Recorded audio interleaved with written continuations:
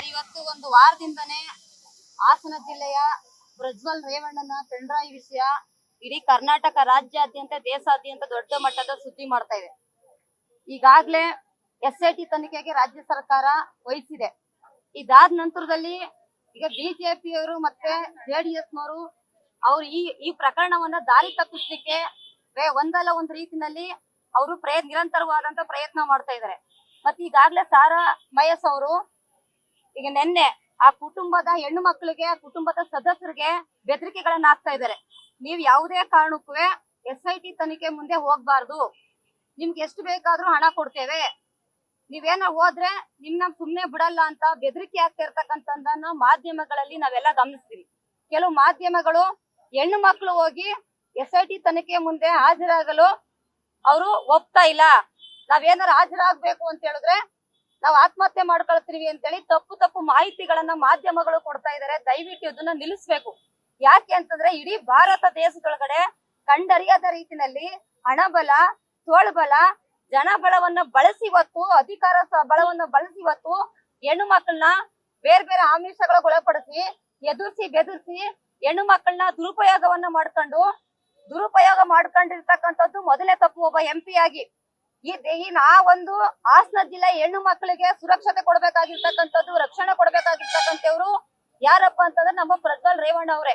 ಆ ರೇವಣ್ಣ ಹತ್ರ ಹೋಗಿ ಹೆಣ್ಣು ಮಕ್ಕಳು ನನಗೆ ಕೆಲಸ ಆಗ್ಬೇಕು, ನನ್ನ ಕುಟುಂಬ, ನನ್ ಗಂಡ ಸರಿ ಇಲ್ಲ, ಮಕ್ಳು ಸರಿ, ನಾನು ಕೆಲಸ ಕೊಡ್ತೀನಿ ಸ್ವಾಮಿ, ಇಂತ ಕೆಲಸ ಆಗ್ಬೇಕು ಅಂತ ಹೋದ್ರೆ ಆ ಹೆಣ್ಣು ಮಕ್ಕಳನ್ನ ದುರುಪಯೋಗ ಮಾಡ್ಕೊಂಡದಲ್ದನೆ ಅದು ವಿಡಿಯೋ ಮಾಡಿ ಅದನ್ನ ಅವಂತ ವಿಕೃತ ಮನಸ್ಥಿತಿಯನ್ನ ಮೆರೆದಿರ್ತಕ್ಕಂತ ಆ ಮನುಷ್ಯ ನಿಜವಾಗ್ಲೂ ಮನಸತ್ವ ಮಾನವೀಯತೆ ಇದೆಯಾ ಅವನ್ಗೆ? ವಿಕೃತ ಮನಸ್ಥಿತಿ ಅದಲ್ದನೆ ಅವನು ಅದನ್ನ ಶೇಖರಣೆ ಮಾಡಿಟ್ಟಿ ಅದಾದ ನಂತರದಲ್ಲಿ ಅದನ್ನ ಆ ಒಂದ್ ಅಲ್ಲೆಲ್ಲ ನೋಡ್ತಕ್ಕಂಥದ್ದು ಹೆಣ್ಣು ಮಕ್ಳಿಗೆ ಬೆದರಿಕೆ ಆಗ್ತಾ ಇರ್ತಕ್ಕಂಥದ್ದು ನಾವು ಗಮನಿಸಿದೀವಿ. ಬೆದರಿಕೆ ಆಗಿ ವಿಡಿಯೋ ಕಾಲ್ ಮಾಡ್ತಕ್ಕಂಥದ್ದು, ಬೆತ್ತಲೆ ಇರ್ತಕ್ಕಂಥದ್ದನ್ನ ನೋಡ್ಬೇಕು ಅನ್ನುವಂಥದ್ದು. ತಾಯಿ ಅಂತ ನೋಡ್ಲಿಲ್ಲ, ಮನೆ ಕೆಲ್ಸದಿಂದ ಹಿಡಿದು ಅವ್ ಯಾವ ಹೆಣ್ಣು ಮಕ್ಕಳನ್ನ ಬಿಡ್ದನೆ ಆ ವಿಕೃತ ಮನಸ್ಥಿತಿಯನ್ನ ಹೊಂದಿರ್ತಕ್ಕಂತ ಏನು ಪ್ರಜ್ವಲ್ ರೇವಣ್ಣ ಅವ್ರನ್ನ ಈಗೇನು SIT ತನಿಖೆಗೆ ಒಪ್ಪಿದ್ಯೋ ತಕ್ಷಣದಲ್ಲೇ ಬಂಧಿಸ್ಬೇಕು. ವಿದೇಶಕ್ಕೆ ಹಾರು ಹೋಗಿದ್ದಾರೆ ಇವ್ರು. ಇವತ್ತು ಯಾಕೆ ಹಾರು ಹೋಗಿದ್ದಾರೆ? ಯಾರು ವಿದೇಶಕ್ಕೆ ಹೋಗ್ಲಿಕ್ಕೆ ಇಂದಿನ ಕುಮ್ಮಕ್ಕೇನು? ಇವತ್ತು ಹುಬ್ಬಳ್ಳಿಯಲ್ಲಿ ನೇಹ ಅನ್ನುವಂತ ಹೆಣ್ಣು ಮಗಳನ್ನ ಏನು ಯಾರು ಆ ವ್ಯಕ್ತಿ ಕೊಲೆ ಮಾಡಿದ್ರೆ ಕಠಿಣ ಶಿಕ್ಷೆ ಆಗ್ಬೇಕು. ಆ ಹೆಸರಿನಲ್ಲಿ ರಾಜಕಾರಣ ಮಾಡ್ತಾ ಇರ್ತಕ್ಕಂತ ಅಮಿತ್ ಶಾ ಮಾತಾಡ್ತಾ ಇದ್ದಾರೆ. ಇವತ್ತು ಯಾರು ನರೇಂದ್ರ ಮೋದಿ ಮಾತಾಡ್ತಾ ಇದಾರ. ಹೆಣ್ಣು ಮಕ್ಕಳ ಹೆಸರಿನಲ್ಲಿ ವೋಟ್ ಬ್ಯಾಂಕ್ ರಾಜಕಾರಣ ಮಾಡ್ತಾ ಇದ್ರಲ್ಲ, ನಿಮ್ಗೆ ನಾಚಿಕೆ ಮಾನ ಮರ್ಯಾದೆ ಬೇಡವಾ? ನೇಹ ಅಂತಕ್ಕಂತ ಒಬ್ಬ ಹೆಣ್ಣು ಮಗಳಿಗೂ ನ್ಯಾಯ ಸಿಗ್ಬೇಕು. ಇಲ್ಲಿ 3000ಕ್ಕೂ ಹೆಚ್ಚು ಹೆಣ್ಣು ಮಕ್ಕಳ ವಿಡಿಯೋ ಇಡೀ ಭಾರತ ದೇಶಾದ್ಯಂತ ಹರಿದಾಡ್ತಾ ಇದೆಯಲ್ಲ. ಹೆಣ್ಣಿನ ಘನತೆಗೆ ಕುಂತ್ಕೊಳ್ತಾ ಇದಾರಲ್ಲ, ಹೆಣ್ಣಿನ ಮಾನ ಪ್ರಾಣದ ಪ್ರಶ್ನೆ ಇದೆಯಲ್ಲ, ಇದ್ರ ಸಂಬಂಧಪಟ್ಟಂಗೆ ಅಮಿತ್ ಶಾ ಯಾಕೆ ಮಾತಾಡ್ತಾ ಇಲ್ಲ? ನರೇಂದ್ರ ಮೋದಿ ಅವ್ರು ಯಾಕೆ ಮಾತಾಡ್ತಾ ಇಲ್ಲ? ಶೋಭಾ ಕರಂದ್ಲಾಜೆ ಯಾಕೆ ಮಾತಾಡ್ತಾ ಇಲ್ಲ? ನಮ್ಮ ಸುಮಲತಾ ಮೇಡಮ್ ಯಾಕೆ ಮಾತಾಡ್ತಾ ಇಲ್ಲ?